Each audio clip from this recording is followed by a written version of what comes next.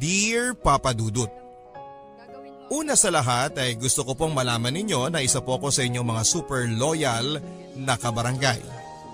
At pinapakinggan ko na po ang inyong programa mula noong nasa college pa ako.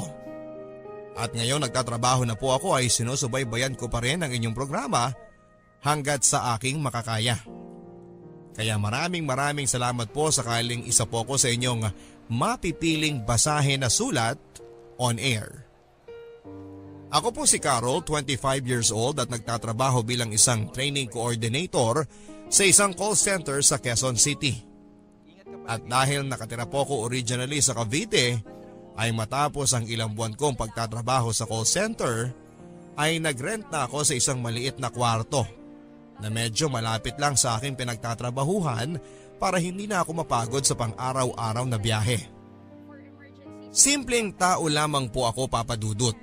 At simple lang din ang pangarap ko sa buhay. Ang makapagtrabaho, yumaman at magkapamilya. Responsable po akong tao. Kaya nga sa tingin ko ay yun din ang dahilan kung bakit hanggang sa ngayon ay wala pa rin akong boyfriend. Sa katunayan ay no boyfriend since birth po ako, Papa Dudut. At ngayong 25 na ako ay medyo nakakaisip na nga akong lumandi. Total ay may trabaho na ako. May naipon na rin naman ako kahit papaano. Ready na akong magka-love life.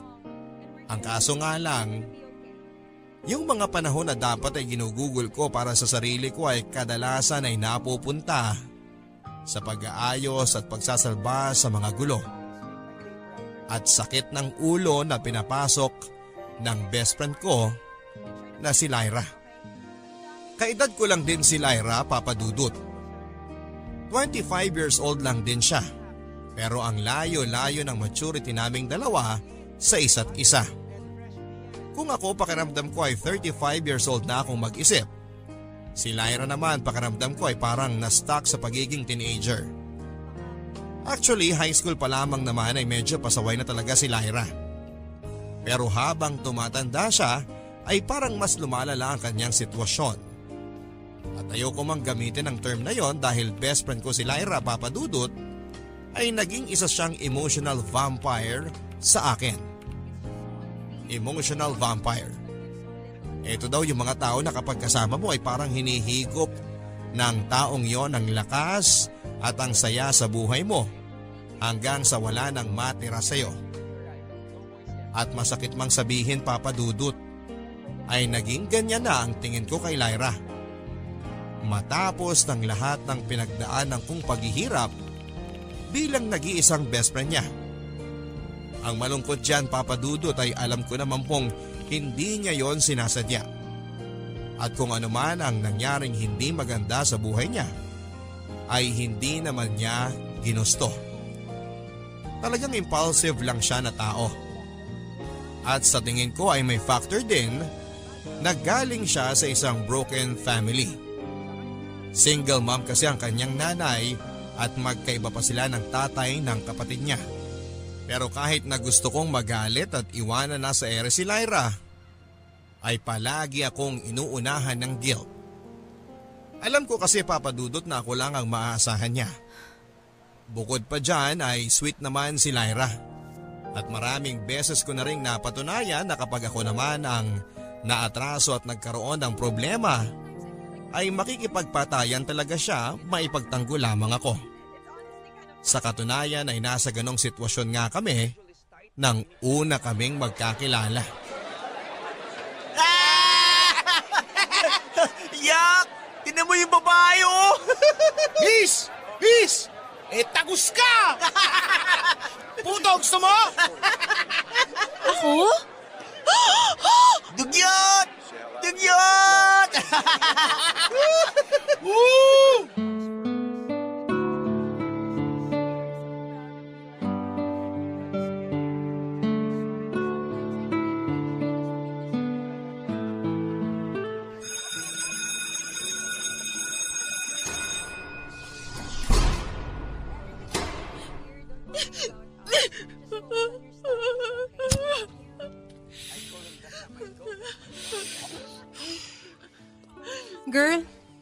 Okay ka lang? Ako ba? Ay naku, hindi. May iba pa bang umiiyak dito? Oo. Okay lang ako. Teka, parang may nasusunog. Tangek. Huy, kalma ka lang. Nagyoyosi ka? Shh! Kakang ewan. Parang tanga naman to. Ngayon ka lang ba nakaamoy ng yosi? Hindi ko naman kasi kaagad naisip na yosi yung amoy na yun eh. Malamang nasa school tayo kaya hindi ko naisip na may magyoyosi dito. Bawal kaya yan? Tangek. Kaya nga ako nandito kasi alam ko bawal. Teka, bakit puro dugo yung palda mo? Ano nangyari sa'yo? Ngayon ka lang ba nakakita ng tinagusan? Tagos yan, ba't nasa harap? Sinusubukan ko ang gawa ng paraan kaya inikot ko yung palda ko para matakpan ko na lang ng bag. Kaso ang laki-laki pala. Nagtatawa na ako ng mga lalaki sa kantin eh. Dugyot daw ako. Kaya ka umiyak. Oo. Girl, ano ka ba naman? Tagos lang yan. At saka ano naman kung pagtawanan ka nila? Ano ka ba? First week ng klase natin sa high school ngayon. Forever na nilang iisipin na nakakadiri ako. Girl, next month makakalimutan na nila yan. For sure, meron pang ibang mga estudyanteng gagawa ng mas nakakahiyang mga bagay na pagchichismisan nila. Paano kung hindi? Ay naku! Sige, magubad ka. Ano? Teka, bakit mo nilaki yung pintuan ng CR? Bakit ka nagtatanggal ng palda? Ubarin mo na yung palda mo at ako magsusuot niyan. Suotin mo yun sa akin. Ha? Oh, di ba? Nahihiya ka ng pagtawanan dyan sa tagus mo? Paano ka? Sus! Wala akong pakialam sa mga yan. Tsaka feeling ko, masisipa rin naman ako dito sa eskwelahan natin pagdating ng panahon eh. Sigurado ka? Oo nga, sabi. Teka, bago tayo magpalit, ako nga pala si Carol. Ako naman si Lyra. Thank you, Lyra. Walang anuman. Tanawin mo na lang itong malaking utang na loob sa akin na balang araw sisingilin ko. Ha? Joke lang. Sige na, dami pang drama. Ang hindi ko po akalain papadudot ay yung biro sa akin ni Lyra. Natanawin ko na lang daw na malaking utang na loob yung kanyang pagtulong sa akin ay mangyayari pala talaga in the future. Matapos ang insidente na yon ay naging close kami ni Lyra. Kahit na hindi kami magka-section. Meron din naman ako mga naging barkada sa mga ka-section ko pero si Lyra ang naging pinaka-close ko. Siya rin naman kasi ang lapit sa akin ng lapit. Wala kasi siyang makabarkada sa section nila. At palagi pa siyang napapaaway sa school. Parang naging outcast ba si Lyra papadudot. At ako naman kahit na alam ko na may pagkamabigat nga ang aura at karakter ni Lyra, ay pinagpapatuloy ko pa rin ang pakikipagkaibigan sa kanya. Siguro dala na rin ang awa. At dahil na rin siguro sa konting pride dahil alam ko na sa lahat ng tao sa school, ako lang ang nakakasundo niya. At tama nga po si Lyra papadudot. Ilang beses nga siyang pinagmumuntik-muntikang masipa sa school dahil sa mga kung ano-anong kabulastugan na pinapasok niya. Palaging late, absent, sumasagot sa teacher at napapaaway sa mga estudyante. Pero hanggang suspension lang din naman ang inaabot ni Lyra papadudot. Matalino kasi siya at siguro yung school namin ay umaasa na maayos pa nila siya at balang araw ay makakapagbigay ito ng karangalan sa eskwelahan. Siya kasi yung tipo ng estudyante na kahit na hindi pumapasok at nagsasubmit ng mga assignment ay nakakapasa sa mga exams. Hindi nga po yun nagdadala ng notebook sa klase. Pero natatandaan niya lahat ng tinuturo. At nung nakausap siya ay napag-alaman na kaya lang daw ito pumapasok sa school ay para makasama ko. Siguro ay dahil wala daw ito makausap sa bahay at ibang makaibigan sa school. Ayon din sa chismis na nakuha ko ay mukhang si Lyra kasi ang may pinakamataas na IQ sa buong batch namin. Kaya naman po maski ako ay nasasayangan kay Lyra papadudot. Naging unconscious mission ko na po siguro tuloy ang matulungan siya na maayos ang buhay niya. At dahil maski ang mga kabarkada ko ay iritable kay Lyra, eventually po ay maski ako ay hindi na nila inaaya sa mga lakad nila dahil alam nilang isasama ko lang si Lyra doon. At noong tumagal-tagal na nga ay pati tuloy ako. Si Lyra na lang ang naging kaibigan ko. Sa awa ng Diyos ay nakagraduate naman po si Lyra na kasabay namin. At noong college na, dahil wala din naman po siyang balak na kahit na ano, ay kinuha na lang din niya ang kursong education para daw maging magkaklase kami. Pangarap ko po kasi dati ang maging teacher. At itong si Lyra, nakiride na rin. Alam ko rin naman po kahit na wala sa loob niya ang pag-aaral, ay maitatawid naman niya ang kolehiyo. Kagaya ng nagawa niya noong high school kami. Masaya lang din po ako na dahil din sa akin ay nagkaroon din ng interes itong si Lyra na makapagtapos ng pag-aaral. Pero nagbago po ang lahat ng nakilala ni Lyra si Larry. Nakilala niya lang po itong si Larry sa isang gimikan. At kinabukasan ay tinawagan niya lang po ako bigla at excited na kwentuhan na nahanap na raw niya ang soulmate niya. In short ay naging boyfriend po niya si Larry. At matapos nga ang ilang araw ay hindi na ito pumasok sa school namin at sinamahan na lang palagi si Larry. 19 pa lang po si Lyra noon. Samantalang yung Larry naman ay 26 years old na. At bukod sa mas matanda po si Larry kay Lyra, ay hindi rin nakapagtapos ng pag-aaral itong Larry na ito dahil puro pagbabasketball at liga ang inaatupag. At ito pong si Lyra ay halos doon na nga rin natutulog sa bahay ni Larry. Kaya naman po matapos ang 3 buwan ay bigla na lang ulit tumawag sa akin si Lyra at gustong makipagkita. At hindi pa man niya sa akin sinasabi ay alam ko nang meron po itong malaking problema. Han, may sasabihin sana ako sa'yo. Ano yun? Han, delayed ako. Anong ibig mong sabihing delayed? Han, buntis ako.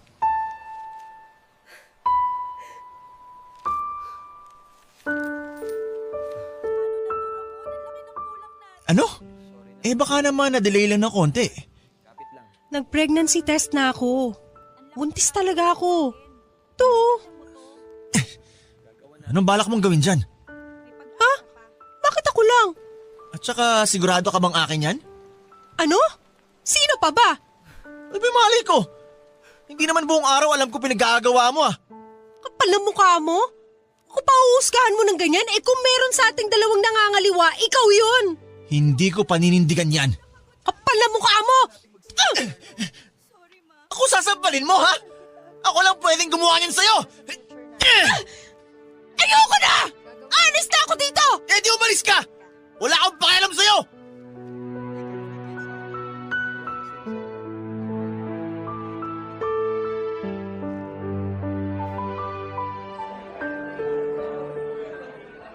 Uy, Lyra, ano nangyari sa'yo? Tumawag ako sa mama mo. Madalang ka na rin palang umuwi sa bahay ninyo. Oo Actually, galit nga sa akin ngayon si Mama. Saan ka natutulog? Doon, kina Larry. Kumusta ka naman? Ano nang balita sa'yo? Carol, naghiwalay na kami ni Larry. Ha? Bakit? Carol, buntis ako. Ano? 2 months na akong delayed. Ano ba yan, Lyra? So anong sabi ni Larry? Ayun, ayaw niyang panindigan. Ano? Ang kapal naman ang mukha niya. Sinasabi niya, sigurado daw ba ako na siya ang tatay nito? What? Nasaan ba yan? Dali, sugurin natin. Na, ayoko magmukhang kawawa. Lyra, ano ka ba? Anak niya yan. Hindi naman po pwedeng matapos niyang magpakasaya. Ngayong buntis ka na, bigla na lang siyang mawawala. Anong balak niya? Dispatchahin sa'yo yung anak niya? Carol, ayoko na rin Tama lang naman talaga na hiniwalayan mo yung magaling na lalaki na yan. Pero hindi tama yung iiwan ka niya sa area at hindi niya yan panindigan. No, ang ibig kong sabihin, Ayoko na rin dalhin tong bata. Anong ibig mong sabihin? Carol, gusto ko ipalaglag tong bata. What? Bakit mo gagawin yun? Wala namang kasalanan yung bata. Ayoko rin namang buhayin tong batang hindi naman ako handa na maging nanay. Tapos wala rin siyang tatay. Walang may gusto sa batang to. Lyra naman. Kilabutan ka naman. Carol, ayoko matulad sa akin ng anak ko. Yung nanay ko, alam ko, ayaw niya naman sa akin eh. Magkaiba pa kami ng tatay ng kapatid ko. Ayoko lumaki yung batang to na pakiramdam niya walang may gusto sa kanya sa mundo. Na aksidente lang siya. Lyra, hindi ka aksidente, okay? At wag mong sabihin na walang may gusto sa'yo dito sa mundo. Ako, anong tawag mo sa akin? Best friend mo ko. At ang nanay mo, sigurado ako kahit malayo kayo sa isa't isa, mahal ka rin nun. Carol, samahan mo na lang ako please. Samahan mo ko ipalaglag tong bata. No, ayoko. Hindi ko pwedeng gawin yon. Akala ko ba magkaibigan tayo? Buo na ang desisyon ko. Gusto ko ipalaglag tong bata. Pero hindi ko kayang gawin to mag-isa. Kailangan ko ng kasama. Lyra, magkaibigan tayo pero hindi ko pwedeng gawin yan. Labag yan sa paniniwala ko sa buhay. I'm sorry. Please, Carol, please. Hindi ko kayang pumunta doon na mag-isa. Isa pa, alam ko namang magiging delikado yung procedure eh. Paano kung may mangyari din sa akin? Kaya nga eh. Huwag mo nang ituloy ang binabalak mo. Kasalanan yan eh. Handa nga naman kasi, Lyra. Pwede naman kayong mag-condom eh. Ayaw kasi ni Larry eh. Oh, mas lalo umiinit yung dugo ko dyan sa lalaki na yan eh. Dapat hindi ka pumayag. Napaka-irresponsable ng ginawa niyong yan. Alam ko.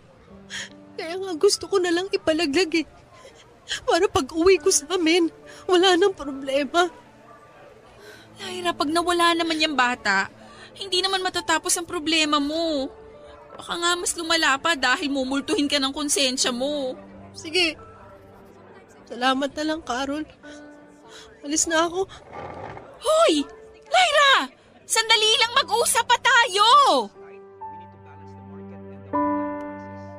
Matapos po noon ay hindi na ako kinontak pang muli ni Lyra sa loob ng ilang linggo, Papa Dudut. Dahil din sa pangyayaring yon ay hindi na rin po ako pinatulog ng konsensya ko sa loob ng ilang araw. Naisip ko na siguro kung maayos lang ang pagpapaliwanag at pakikitungo na ginawa ko ay baka hindi siya naging defensive at umalis ka agad. Nag-guilty din po ako dahil alam kong mahirap ang pinagdadaanan ni Lyra. At alam kong sa panahon na yon, kailangan niya ng kaibigan at karamay. Kaya naman po ay minabuti ko na rin hanapin at kausapin yung Larry. Hindi po naging madali dahil nung minessage ko siya sa social media ay hindi rin naman po niya sinasagot ang mga messages. At kahit na ano pong pangungonsensya at mga mura ang sinasabi ko sa kanya ay dinedma lang po niya. At nakita ko na lang po sa mga post niya na parang may bago na itong GF. At nung minessage ko po yung bago nitong GF ay ako patuloy ang napasama. Kung ano-anong threats at pang-aalipusta ang ginawa sa akin ng mga kamag-anak at kaibigan ng Larry at ng bagong GF nito. Ang nangyari, nabaliktad pa.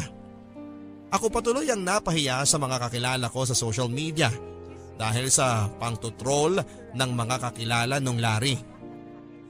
Hanggang sa ako na lang po ang sumuko at tinigilan ko na i-message sila. Sinabi ko na lang po sa sarili ko na si Lyra nga, nilatgo na ang pangyayari at nagpatalo na. Ano pa nga ba ang magagawa ko? Kaibigan lang ako. Isang araw ay kinontak akong muli ni Lyra, Papa Dudut. Nalaman ko na umuwi na pala siya sa kanila. At hindi niya itinuloy ang pagpapalaglag sa bata. Nakahinga po ako ng maluwag nang marinig ko yon. Pero ang problema po ay hindi pala niya sinasabi sa mama niya na buntis siya. At wala pa siyang balak na ipaalam yon sa mga magulang niya. Pinayuhan ko po si Lyra na mas makakabuti na sabihin na niya sa mama niya ang nangyari dahil malalaman at malalaman din naman ng mga tao sa bahay nila ang katotohanan. Pero natatakot po si Lyra dahil sigurado daw siya na palalayasin daw siya ng kanyang mama kung magkataon. Lalo pat wala din itong kaalam-alam na hindi na siya pumapasok sa school. Ang nangyari po pala, Papa Dudut, ay kumukuha pa rin siya ng pang-tuition at baon si Lyra sa mama niya. Kahit na hindi na po siya pumapasok. At nang banggitin ko ulit sa kanya na kausapin niyang muli si Larry at panagutin sa anak nito ay naging defensive po si Lyra. Ang sabi niya po ay ayaw na ayaw daw niyang makita kahit na kailan si Larry. And besides, ang alam daw po nito ay pinalaglag na niya ang kanilang anak. Sa punto pong yon ay hindi ko na alam kung kanino talaga ako magagalit, Papa Dudut. Kung kay Larry ba o kay Lyra. Pero pinigilan ko na lang po ang sarili ko at sinuportahan ko na lang po muna siya dahil natatakot din po ako na baka mapano ang bata na ipinagbubuntis niya. Inoferan ko po si Lyra na samahan siya sa mama niya na magtapat ng katotohanan. Umuo naman po si Lyra at sinabi na sige daw, bubuelo lamang siya. Pero matapos po ang 2 linggo ay nagulat po ako dahil bigla na lang pong dumating si Lyra sa bahay namin. At laking gulat ko na bitbit na niya ang lahat ng gamit niya. Sa puntong yon, kahit nakabado ako dahil final exams na namin kinabukasan at kailangan ko pang mag-review, ay agad ko pong inasikaso ang kaibigan kong nangangailangan ng tulong.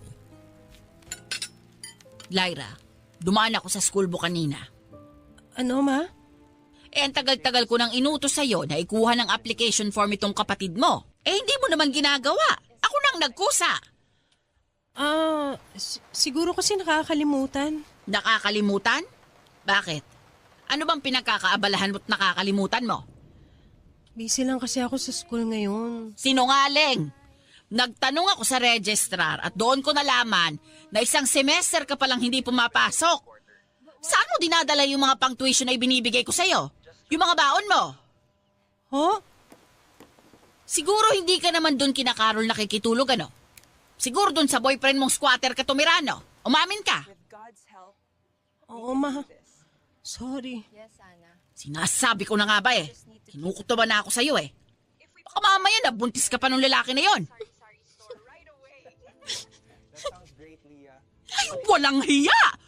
Buntis ka? Buntis ka nga! Nagpabuntis ka sa squatter na yon? Nag-drop out ka sa college? Nagpabuntis ka pa sa squatter? Ano ba talaga gusto mo mangyari sa buhay mo, ha? Ang maging patapon? Tandaan mo, hindi ko matatanggap yung lalaki na yan. Pati na yung ipinagbubuntis mo sa pamamahay ko. Di wag!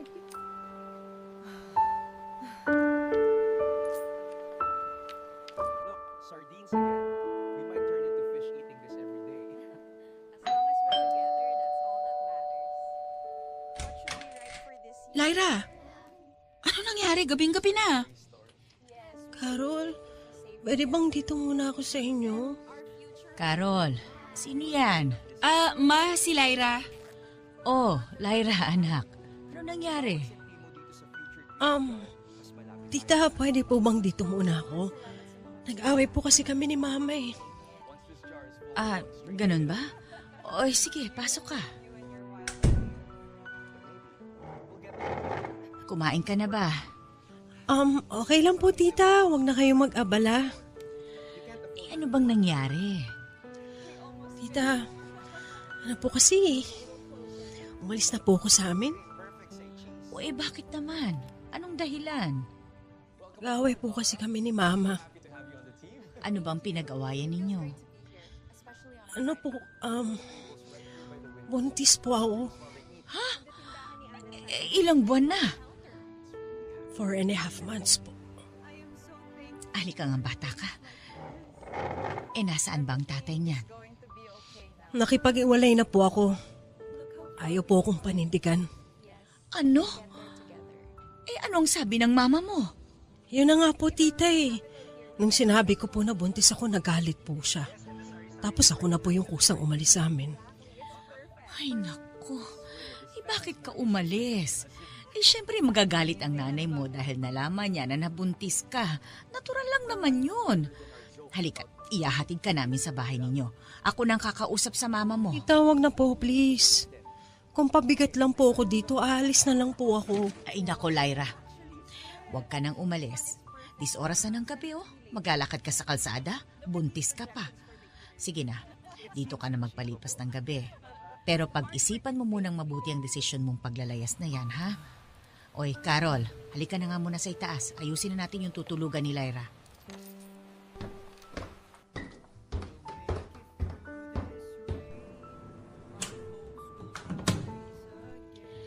Carol, kausapin mong mabuti ang si Lyra, ha? Ang kailangan niya ngayon ay yung pamilya niya. Kumbinsihin mong bumalik yun sa kanila. Hindi naman po close si Lyra sa pamilya niya, di ba? Ako lang po ang naaasahan niya eh. Ay nako, Carol. High school pa lang kayo ay kung ano-ano nang pinapasok na gulo niyang kaibigan mong yan. Mahirap yan. O 4 na buwan na siyang buntis. Kung dito siya titira sa atin, cargo natin yan. Kung ano man ang mangyari sa kanya. Tapos, paano yan? Exams niyo pa bukas, hindi ba? Ma, actually, hindi na pumapasok si Lyra eh. Nag-drop out na po siya. Ano? Ay, naku naman yung batang yan, oo. Kaya din naman pala nagalit ang nanay niya sa kanya eh. Ano bang balak niyang gawin sa buhay niya?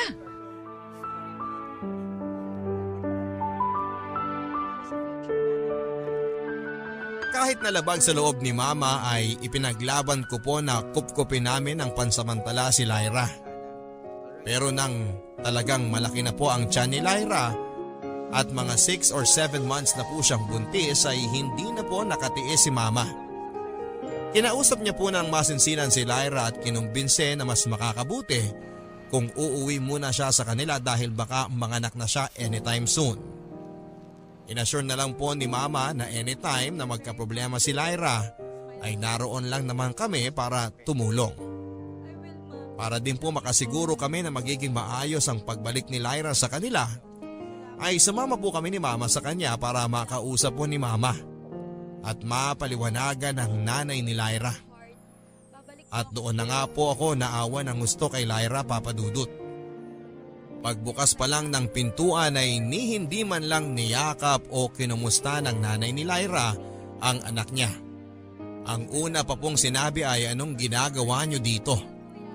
At nang makausap po sila ni Mama ay kitang-kita ko kung paano naging defensive ang nanay ni Lyra.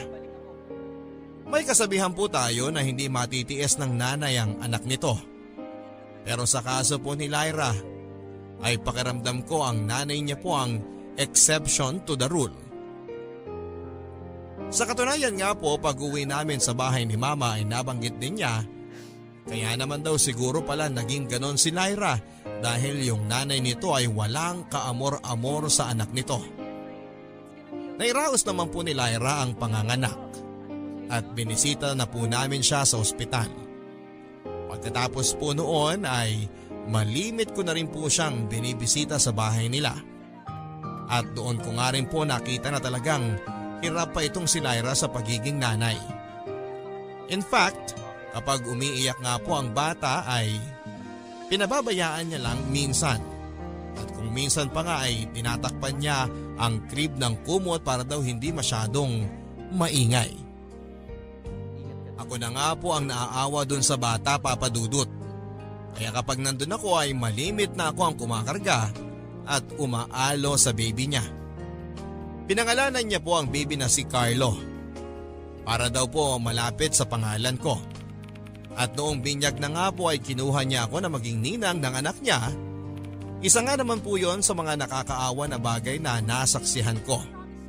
Dahil ang bisita lang sa binyag ng bata ay kami ni Mama. May iba pa rin naman daw pong ninong at ninang na tinawagan si Lyra. Pero ako lang ang pumunta. At matapos ng binyag sa simbahan ay kumain lang kami sa isang fast food ni na Mama at ng kapatid niya. Hindi na nga rin sumama ang nanay ni Lyra dahil may lakad pa raw po ito. Nang nag 1-year-old na nga po si baby Carlo ay tuluyan na nga pong naghanap na ng trabaho si Lyra.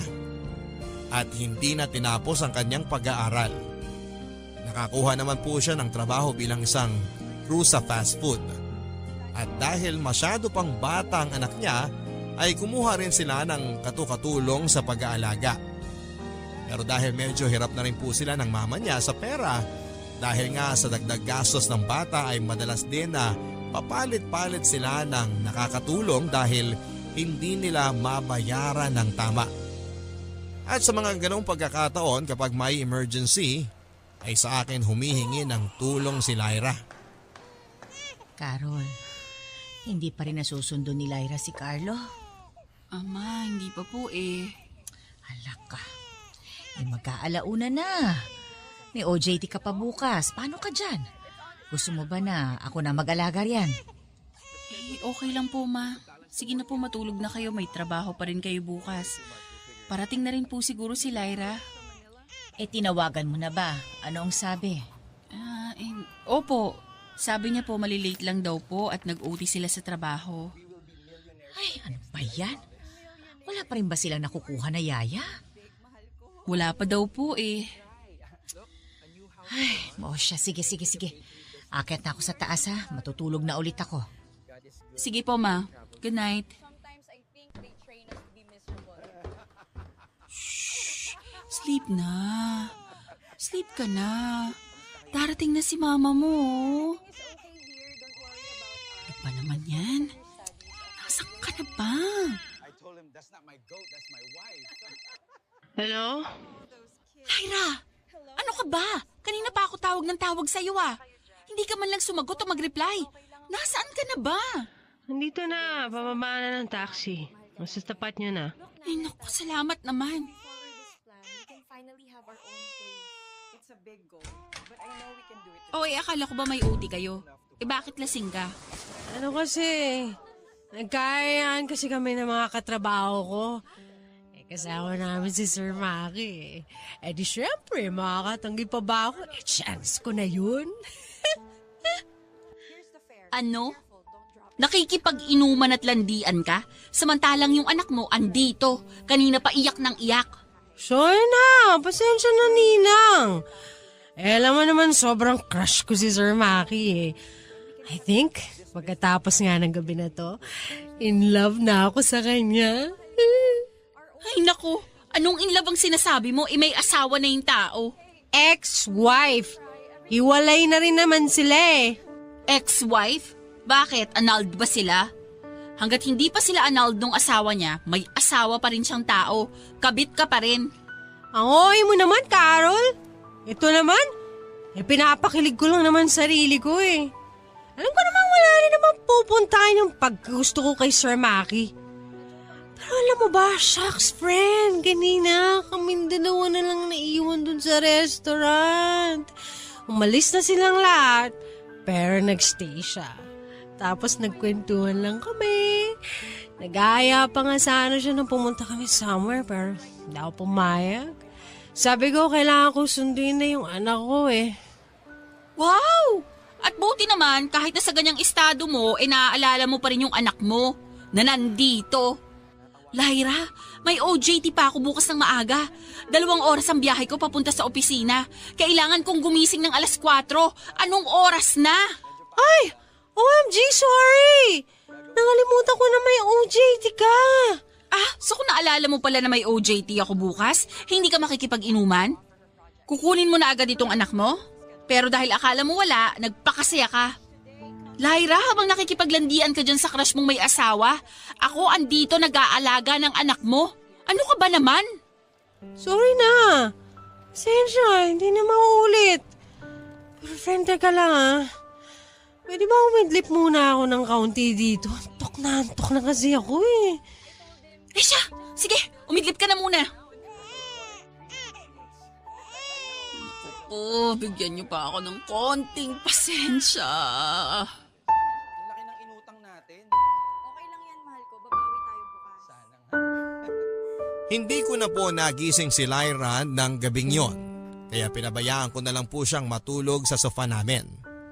At para hindi na rin po maabala sina mama ay doon na lang din po ako natulog sa may sala, Papa Dudut. Mabuti na nga lang ay napatulog ko rin ang inaanak kong si Carlo Kaya naman nakaidlip ako kahit na papaano. Pero kapag umiiyak po ang bata ay nagigising din ako kaya mababaw din naman ang naging tulog ko. Nang paalis na po ako papunta ng OJT ay saka ko na lang ginising si Lyra.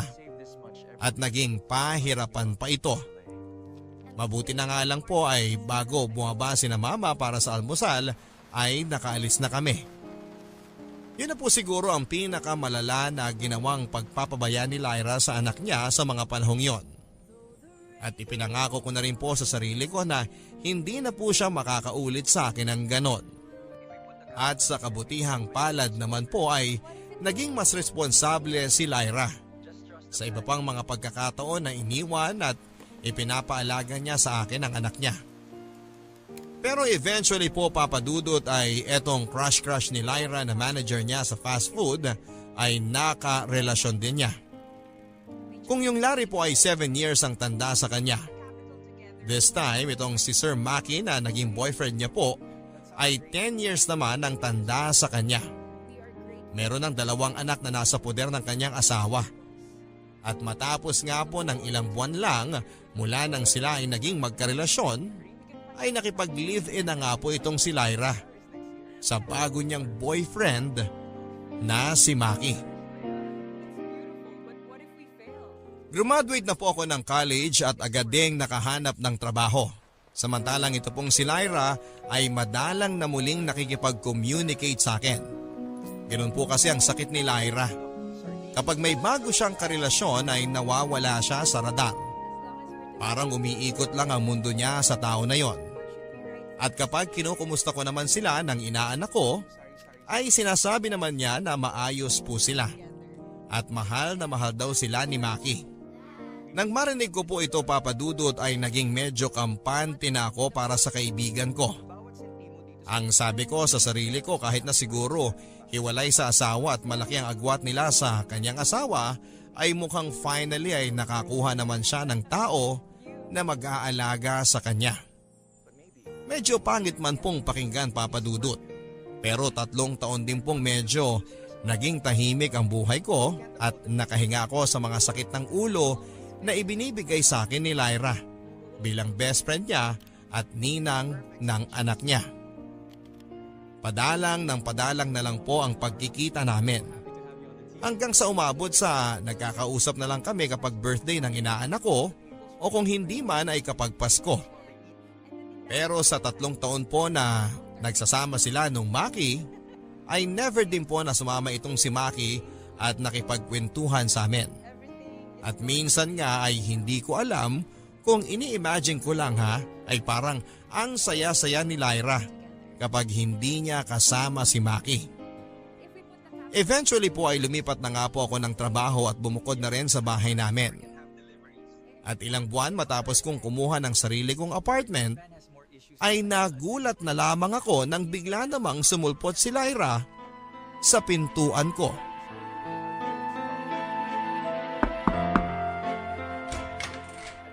Lyra, oh my gosh! Ano nangyari dyan sa mukha mo? Carol, okay lang ba kung dito muna kami ni Carlo?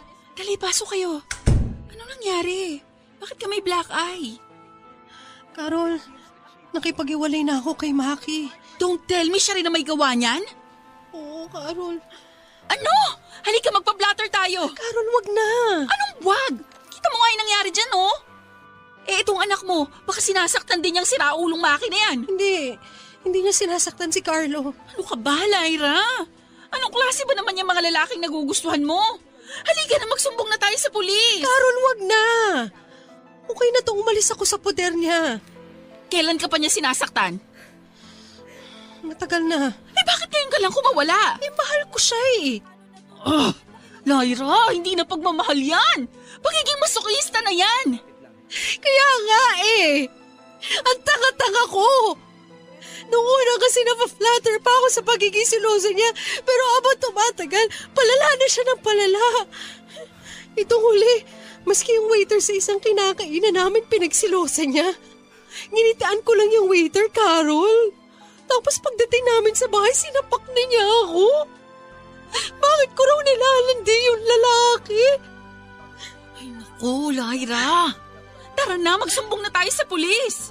Huwag mong palampasin yan. Wag, please. Natatakot ako eh. Baka balikan niya ako. Pati si Carlo madamay. Lyra, lagi mo nalang pinapalampas yung pananakit sa'yo ng mga nagiging boyfriend mo eh. Para rin naman sa proteksyon mo yan eh. Tara na, magpa-medico legal muna tayo. Wag na, Carol. Baka pati ko madamay pa. Alam niya rin tong bahay mo. Ano? Paano naman niya malalaman? Di ba binisita ka namin ni Carlo nung unang linggo mo dito? Carol, naghihintay lang sa amin si Maki sa kotse noon. 3 years na siyang ganyan. Bantay sarado ako, kaya hindi niya rin ako pinagtatrabaho. At kapag nakikita tayo kahit na hindi siya sumasama, naghihintay lang siya sa kotse. Para masiguro na hindi ako manlalalaki. What? Sabi ko naman pala talaga yung makina yan eh. Tara, pumunta na tayo sa ospital at magpa-medico legal na tayo. Ayoko, Carol! Tara na! Anong medical legal ang sinasabi nyo? Maki! Padaanin mo kami. Hindi kayo aalis dito! Tumabi ka dyan! Akala mo matatakot mo ako? Lyra, tara na! Sabi ko nang hindi! Pasok! Doon tayo sa loob! Maki! Tulungan niyo kami! Akala mo matatakasan mo ako? Ha? Tama na, Maki! Hindi ka makakawala sa akin! Maki, tama na! Ano ha? Huwag kayong makialam dito!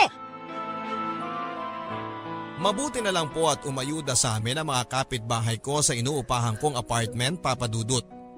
Mabuti na nga lang at kahit bago pa lang ako doon ay nagpakita na sila ng kabutihan at malasakit sa amin. Dahil kung hindi ay baka kung ano ang ginawa sa amin ni Maki. Matapos po nilang tumawag ng barangay ay dumating po ang mga tanod at tuluyan na rin pong ipinablatter si Maki. Hindi ko na po pinalabas si Lyra at ang anak niya sa apartment ko, Papa Dudut. At maski ako ay ilang linggo din na hindi mapakali at tuliro sa pangamba na baka bigla na lang may manaksak sa akin habang naglalakad. Sa awa naman ng Diyos ay hindi na kami ginambala nung Maki. At matapos ang ilang buwan ay nabalitaan din ni Lyra na na-stroke ito. Hindi rin pinalampas si Maki ng karma. At dahil nga sa mga nangyari ay doon na rin tumira si Lyra at si Carlo sa inuupahan ko. At halos ako na rin ang sumusuporta sa kanila sa loob ng kulang-kulang 1 taon. Mula kasi nang nakipag-live-in itong si Lyra kay Maki ay hindi na rin niya masyadong kinokontak ang nanay at kapatid niya. At parang ganon din naman sila sa kanya. Sa madaling sabi ay parang nakipag-cut-ties na sila ng kanyang mga kamag-anak sa isa't isa. At ako na lang talaga ang naaasahan niyang tutulong sa kanila ng anak niya. Mabuti na lang din at eventually ay nakakuha din ng trabaho si Lyra sa isang call center. At natuwa ako dahil nakikita ko na parang unti-unti na siyang nakakabangon sa mga pinagdaanan niya at nagiging independent na. Eventually ay bumukod na rin sila at lumipat na rin sila ng sariling kwarto ni Carlo sa may kalapit na bahay na malapit sa akin. OMG! Up to 70% off yung mga damit nila. Let's go! Hoy! Lyra, ano ka ba? Ang dami-dami na niyang mga pinamili mo. 2 na tayong nagbubuhat nito mga pinag-shopping mo. Ayaw mo pa rin tumigil. Isayang naman kasi, minsan lang mag-discount. 70% discount nga. Ang original price naman ng mga damit na yan, 10,000. Di 3,000 pa rin yun. Ano ka ba? 2 kahunan ng ukay-ukay na damit ang mabibili mo sa halaga na yan. Friend, ano ka ba? Nangan mo nga yung poses mo, nakakaya. Graduate na tayo dyan sa ukay-ukay. Ano ka ba? Mayaman na tayo ngayon. Ay naku, ehon ko sa'yo. Halika na, pumasok na tayo.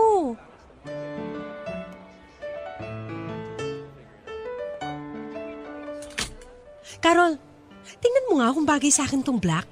Okay naman, maganda. Kaya lang parang medyo mahaba yung manggas. Ano ka ba, ganyan talaga yung mga uso ngayon? Sige, kunin ko na nga rin to. Wow, ganun-ganun lang? Hayaan mo na, naka 70% off naman eh. Sira. Ikaw mula nung nagka-credit card ka, wala ka nang ginawa kundi mag-swipe na mag-swipe ha. Pinapaalala ko lang sa'yo ha, hindi yan premyo, utang yan. Okay lang yan, magkaka 13th month pay naman eh. Ay nako, ano? Nag-open ka na ba ng isa pang account para lang sa savings mo? Hindi pa. Tsaka na kapag dumating na yung 13th month pay ko. Eh ano pang matitira sa 13th month pay mo? Kung ipambabayad mo sa credit card dahil dyan sa mga pinag-shopping mo. Okay lang yan. God will provide. Lyra, alam mo nasa Diyos ang awa pero nasa tao ang gawa. Anong akala mo kay Lord? Genie na nasa bote kapag hinaplos mo ibibigay niya lahat ng gusto mo? Siyempre kung kaya mong paghandaan at ipunin, gawin mo na. Yung mga bagay na wala tayong kontrol bilang tao, yun lang ang dapat nating iasa sa Panginoon. Ay nako, tama na nga Sister Lyra. Sige na, sige na. Magbubukas na ako ng isa pang savings account para lang sa ipon. Tama! At siguraduhin mo na huwag mong gagastusin yon. Tapos kapag nakaipon ka na ng sapat, saka mo i-invest sa negosyo.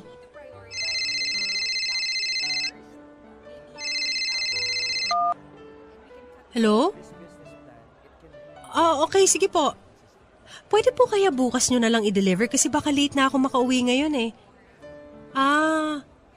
Doblein ko na lang po yung shipping fee. Okay, sige po. Thank you. Ano na naman yung in-order mo? Order ako ng rubber shoes ni Carlo. Tapos ako rin. Matching kami. Teka, ipapakita ko sa'yo. Naku, magkano na naman ang bili mo dyan? Huwag mo nang itanong. Tingnan mo. Diba? Ang ganda? Naku, ayan yung pinagkakaguluhan ng mga kaopisina ko na rubber shoes. Bumili ka? 7,000 lang isa niyan? Hayaan mo na, friend. Kung sakasakali, first time ko naman to na magkakaroon ng sapatos na tatagal ng lampas sa 6 na buwan. Ay, naku, Lyra. Ikaw mag-ingat-ingat ka sa paggastos mo, ha? Dahil hindi tayo habang buhay na malakas at may trabaho. Malaki po ang sweldo ni Lyra Papadudut.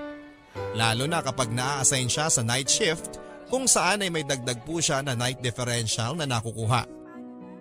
Pero kung ano namang laki ng kanyang sweldo, ay ganun din po kalaki ang kanyang mga nagagastos. At halos buwan-buwan ay nauubos din ang lahat ng sweldo niya dahil sa mga bayarin sa credit card. Bukod pa kasi dyan ay kumuha na rin si Lyra ng stay-in na yaya na mag-aalaga kay Carlo dahil nagsimula na itong pumasok sa nursery. Pero kahit na magastos po si Lyra Papadudot ay galante naman po siya. Hindi po siya makasarili at sinishare ni Lyra sa ibang tao kung ano ang meron siya. Sa katunayan, sa tuwing nagsha-shopping po yan ay hindi nakakalimot sa akin. Pati ako ay kasama sa mga pinasasalubungan niya. At ang anak niyang si Carlo ay talagang branded halos ang lahat ng gamit. At umabot na rin po sa punto na kinukulang na ang kanyang sweldo sa kanyang mga binabayaran. At nangungutang na rin siya sa akin. Nababayaran naman po ako ni Lyra kahit papaano. Pero ayun nga po halos parang wala din dahil matapos niyang makabayad ng isang inutang ay uutang na naman siya matapos lang ng ilang linggo. At muli na naman po akong kinabahan para sa aking kaibigan. Ang hindi ko po akalain Papadudot ay maski sa usapin ng pag-ibig ay magiging malaking hadlang si Lyra sa akin. Isang araw po kasi nagkaroon ako ng bagong office mate sa trabaho, si Jasper. Guwapo po siya, matalino at may kaya. Unang linggo pa nga lang po niya sa opisina namin ay marami na ang nagkaka-crush sa kanya. Isa na po ako doon. Pero dahil 2 taon ang tanda ko sa kanya, ay ang naging tingin at pagtrato ko sa kanya ay parang nakababatang kapatid. At nung ako po ang na-assign na mag-train sa kanya ay marami po sa amin ang naiinggit. At dahil nga po doon ay nagkaroon kami ng maraming pagkakataon na magkakilanlan at magkabanding. Eventually po ay nagkagaanan na namin ang loob sa isa't isa at naging close kami. Nang unti-unti ko na po siyang nakakakitaan ng mali siya ay nalaman ko na crush niya pala yung isa sa mga office mate namin. Dahil dito ay mas lalo ko na siyang hindi nakita bilang potential na boyfriend. At pinigilan ko na po kung ano man yung pag-assume na iniisip ko.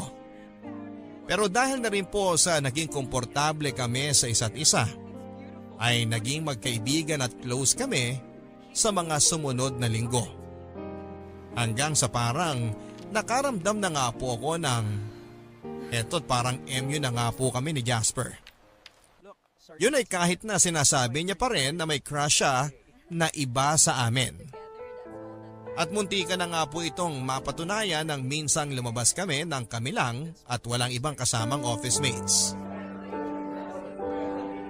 Ano? Hindi nga.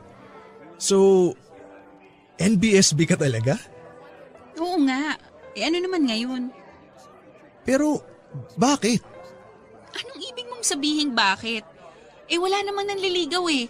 At wala rin naman ako nakikitang worth it na ligawan ko eh. Weh, sa ganda mong yan? Sira! Oo nga, pero seryoso, bakit? Teka lang, alam ko na. Nai-intimidate ang mga lalaki sa'yo. Ha? Ako? Nakaka-intimidate ba ako? Oo. I mean, mukha ka kasing matino. Ganon? So ang mga gusto ng mga lalaki ngayon yung hindi matino? Hindi, ang ibig kong sabihin, para kasing masyado kang seryoso sa buhay. You mean boring? Yeah. Wow, thank you ha. Yun na nga eh. Nung nagkakilala tayo, hindi naman pala. Ang saya mo naman palang kasama. Sus? Bukod pa dyan, hindi ka marunong makipag-eye contact. Ha? Anong ibig mong sabihin? Napansin ko kasi sa iyo yun eh. Parang hindi ka nakikipag-eye contact sa mga lalaki. Wow, at talagang inoobserbahan mo ako ha? No, what I mean sa akin. Sa experience ko sa'yo. O sige na, real talk na tayo dito. Total, komportable na naman tayo sa isa't isa. Ang mga lalaki kasi, mahilig yung makipag-eye contact. Doon kasi nila nagigauge kung attracted sa kanila yung isang babae. Especially kung first time nilang mamimit yun. Ganun? Oo. Tapos ikaw, mailap ang mga mata mo. Walang landi. You know what I mean? Paano ba lumandi ng tingin? Ganito. Oh, tingnan mo ako. Diba? Ni hindi mo nga ako matingnan ng diretsyo. Sige na. Try natin, isa pa. Madali. Titigan mo ako sa mga mata ko.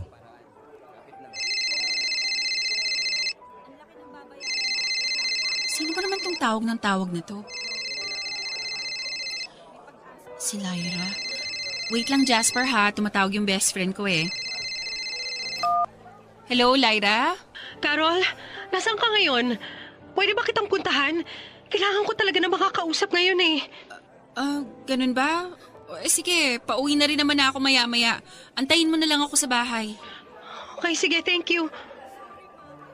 Jasper, mukhang kailangan ko nang umuwi.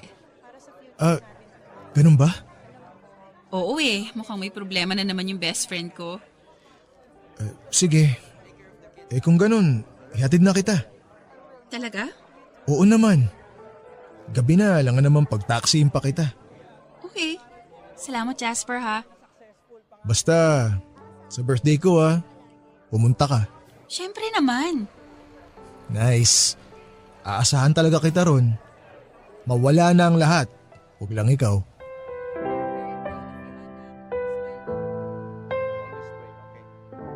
At kahit na buwisit po ako sa timing ni Lyra Papadudot ay agad po akong umuwi sa pangamba na kung ano naman ang pinasok na gulo nito.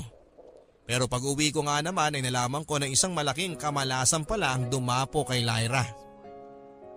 Na mali-lay off po siya. Nalugi na po kasi yung account kung saan siya na-assign at wala na po sa kanilang paglilipatan. At dahil dito ay napagdesisyonan na bibigyan na lamang sila ng separation pay. Alam ko pong magiging isang malaking problema ito kay Lyra dahil alam ko po kung gaano kalaki ang mga binabayaran niyang bills buwan-buwan. At dahil nga po sa mga nangyari ay na-depress po si Lyra Papadudut. Sa mga sumunod na araw ay halos tuliro at tahimik lang po ito kapag nakikita ko. At dahil na rin po siguro sa guilt na ako po ay pumapag-ibig at nagpapakasaya habang ang best friend ko naman ay kakawala lang ng trabaho ay minabuti ko na rin pong mag-beg off sa birthday ni Jasper at sinamahan at dinamayan ko na lang po si Lyra. The next day matapos po ang birthday ni Jasper ay nagbago po ang pakikitungo niya sa akin. Naiintindihan ko naman po na magkakaroon siya ng tampo dahil hindi ako nakarating. Pero ang talagang kinagulat ko po ay nang marinig ko na usap-usapan sa opisina na may nangyari kay Jasper at doon sa babaeng nabanggit niyang crush niya. At ngayon ay parang naging item na sila. At pagkatapos po ng isang linggo papadudot ay naging si Jasper na at ng babaeng yon. At si Jasper ay naging cold na rin sa akin na parang may kinikimkim na sama ng loob. Alam ko pong medyo mababaw pero ang sakit-sakit sa damdamin ko nang nalaman ko na nagka-GF na si Jasper. Alam ko rin po na medyo mababaw na makaramdam ako ng sakit sa isang lalaki na naka-MU ko lang naman at hindi naman talaga sa akin nagtapat. Pero hindi ko rin po maalis sa isipan ko papadudot na paano kaya kung nagpunta ako sa party ni Jasper na yon? Masasabi niya kaya sa akin na may gusto siya sa akin? Baka ako na ang GF niya ngayon kung sakasakali. Pero dahil naman sa pag-aasikaso at pagdamay ko sa problema ni Lyra, ay naisang tabi ko naman ang sarili ko. Hindi ko na nga po alam kung saan ako mas maiinis. Kung doon ba sa missed opportunity na magkaroon ng boyfriend dahil kay Lyra o dahil sa naipong kong konsumisyon sa pagiging taga-ayos ng buhay ni Lyra. At umabot na nga po sa rurok ang depression ni Lyra papadudot. Kaya minabuti kong dalhin na muna siyang muli sa bahay namin. Para kung sakaling nasa trabaho ako, andun si na mama para ma-check si Lyra every now and then. At kahit po kailangan ko na namang bumiyahe ng 2 oras araw-araw dahil mapapalayo na naman ako sa aking pinagtatrabahuhan na opisina, ay ginawa ko po. Alang-alang kay Lyra. Lyra, bumangon ka na dyan. 11:00 na ng tanghali. Sumabay ka na sa akin sa pagpasok ko sa shift mamaya. Maya-maya na. Akala ko ba maghahanap ka na ng trabaho? Bukas na lang, Carol. Masama pakiramdam ko eh. Lyra, 3 linggo ka ng ganyan. Kumilos ka na't mag-asikaso. Carol. Ano? Carol, pakiramdam ko. Papatayin ko sarili ko. Ano? Carol, hindi ko na kaya. Pagod na akong mabuhay. Lyra, wag mong sabihin yan. Pagsubok lang yan, malalampasan mo to, okay? Carol, parang hindi ko na kayang malampasan to. Kakayanin mo, okay? Sige na, mag-asikaso ka na. Carol, ikaw na bahala kay Carlo, ha? Ano? Huwag ka nga magsalita ng ganyan. Wala na akong ibang mapagbibilinan kay Carlo. Ikaw ang ninang niya. At ikaw lang ang kakilala ko. Ikaw lang ang pinakamatino at maaasahang taong kakilala ko. Lyra, please. Huwag namang ganyan. Malalampasan natin tong problema mo, okay? Gusto ko na lumaki siya na kagaya mo. Matalino, malakas, responsable sa buhay. Tigilan mo na yan, Lyra. Pangako mo sa akin na alagaan mo si Carlo. Magwala na ako. Hindi. Hindi ko aakuin yung anak mo. Gagaling ka pa, Lyra. Huwag ka nga magsalita ng ganyan. Bakit ka ba ganyan magsalita sa akin? Nasasaktan ako, Carol. Shh! Tahan na. Tahan na. Nabibigatan ka na sa akin, no? Pakiramdam mo, pabigat na ako sa'yo, no? Hindi. O siya. Sige, magpahinga ka na lang ulit ngayon kung hindi mo pa kaya. Carol, lahat na lang kayo irritable sa akin. Walang may gusto sa akin. Bata pa lang ako, wala nang may gusto sa akin. Wala akong lugar sa mundo. Huwag mong sabihin yan, Lyra. Pero totoo, di ba? Nabibigatan ka na sa akin. Mas mabuti pa magpakamatay na lang ako. Tumigil ka na, Lyra, please! Makaka-recover ka! Makakakuha ka ulit ng trabaho, maayos mo yung buhay mo at mapapalaki mo ng maayos yung anak mo! Ayoko na nga eh! Ayoko na! Pare-pareho naman tayong may problema, Lyra eh. Bakit ang dali-dali sa iyong bumigay? May anak ka! Ikaw na bahala kay Carlo. Ayoko na. Anong ayaw mo na? So ano? Sa akin mo na naman ipapasa dahil hindi mo na kaya? Lyra, mula na makilala kita, lahat ng gulong pinasok mo na hindi mo malusutan, ako ang umaayos! Ako ang umako! Lyra, pagod na rin ako!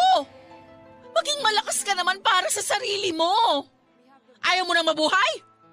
Pwes ako! Ayoko na rin! I'm sorry, Carol. Pasensya ka na kung mahinang klaseng tao ako. Lyra! Ano ka ba? Bakit inuutot mo yung ulo mo sa pader? Ano ba nangyayari sa'yo? Pabayaan mo ako! Gusto ko na mamatay! Gusto ko na mamatay! Ma! Ma! Tulungan mo ako! Tama na! Ano ba yan? Ano ba? Sandali lang! Ano ba nangyayari dito? Lyra! Carol, ano ba? Dali! Tumawag ka na ng ambulansya! Sandali! Sandali! Lyra! Lyra, ano ba?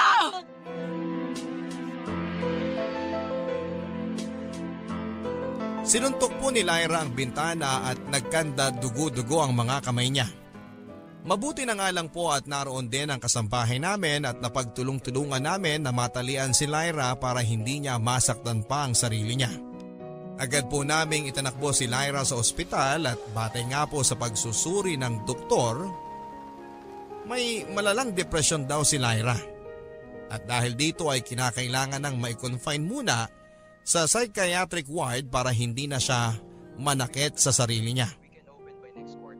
Dahil wala din naman pong trabaho si Lyra ay ako na rin po ang umako ng mga bayarin sa hospitalization.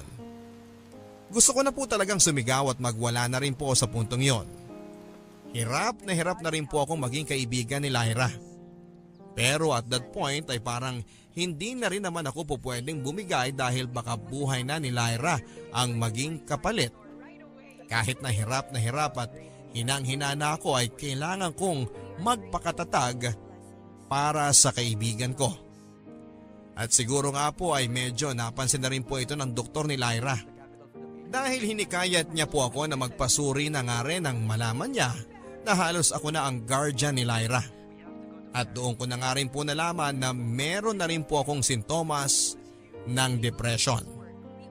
Mabuti na nga lang po at pinag-aadya po kami ng Panginoon at inoferan ako ng libreng consultation ng doktor ni Lyra. Dahil alam po niyang ako ang nagbabayad para dito at sumusuporta sa anak nito. At eventually ay hinikayat na rin po ako ng doktor na makipag-ugnayan sa nanay ni Lyra. Kahit pa labag ito sa loob ni Lyra. Sa puntong yon daw ay huwag na huwag raw akong maging concerned kung ano ang mararamdaman ni Lyra. At labanan ko lang daw ang guilt na mararamdaman ko. Ang nararapat daw ay gawin namin kung ano ang